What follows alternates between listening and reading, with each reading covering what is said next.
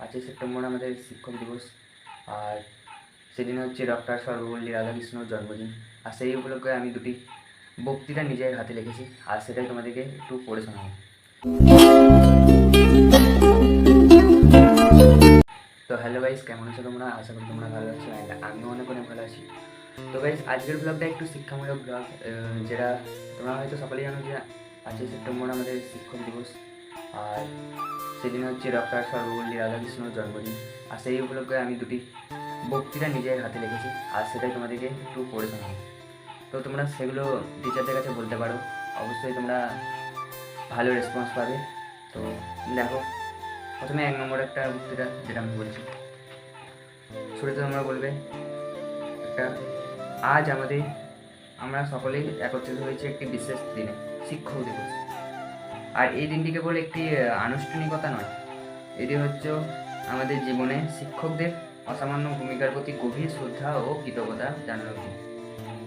আমাদের দেশের প্রাক্তন রাষ্ট্রপতি মহান দার্শনিক ডক্টর সর্বপল্লী রাধাকৃষ্ণের জন্মদিনকে আমরা শিক্ষক দিবস হিসেবে পালন করি।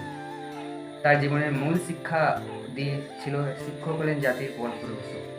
বন্ধুরা, আমরা সবাই জানি যে একজন মা বাবা আমাদের জন্ম দেন, কিন্তু একজন শিক্ষক আমাদের মানুষ করে তোলেন।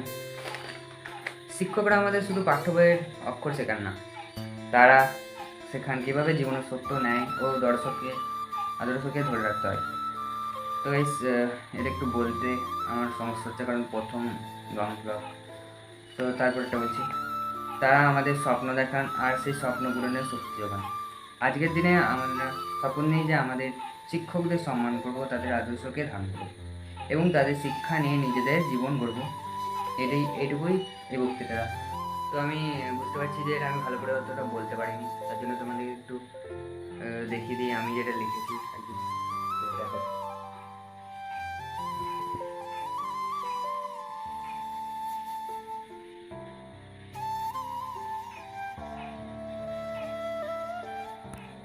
তো গাইস, ওইটা ছিল 1 নম্বর বক্তৃতা। এরপরে 2 নম্বর বক্তৃতা তোমাদের কাছে আমি বলছি, 2 নম্বর যেটা আমি লিখেছি। তো এই বক্তৃতা খুবই সুন্দর হয়েছে, তোমরা দেখতে পারো।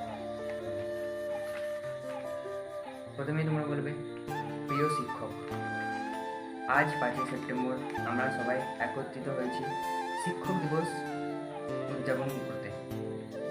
এই বিশেষ দিনটি আমরা ভারতের প্রাক্তন রাষ্ট্রপতি ও মহান শিক্ষক দার্শনিক ডক্টর সর্বপল্লী রাধাকৃষ্ণের জন্মদিন উপলক্ষ পালন করি।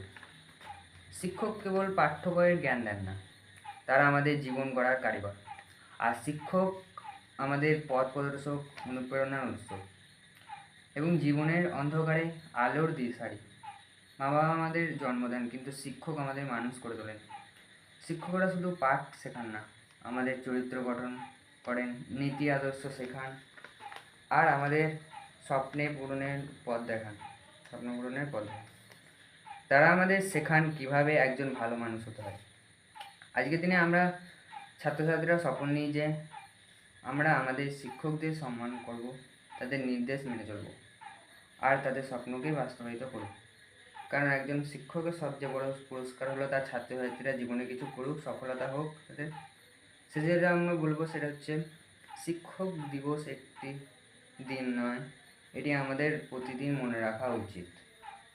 তো এটাই ছিল আমাদের দ্বিতীয় বক্তৃতা। তো দুটো বক্তৃতা তোমাদেরকে কেমন লাগলো অবশ্যই জানাবে। আর এই বক্তৃতা তোমাদেরকে একটু দেখিয়ে দিই, আমি হয়তো ভালো করে বলতে পারিনি, তোমরা দেখে নাও একটু।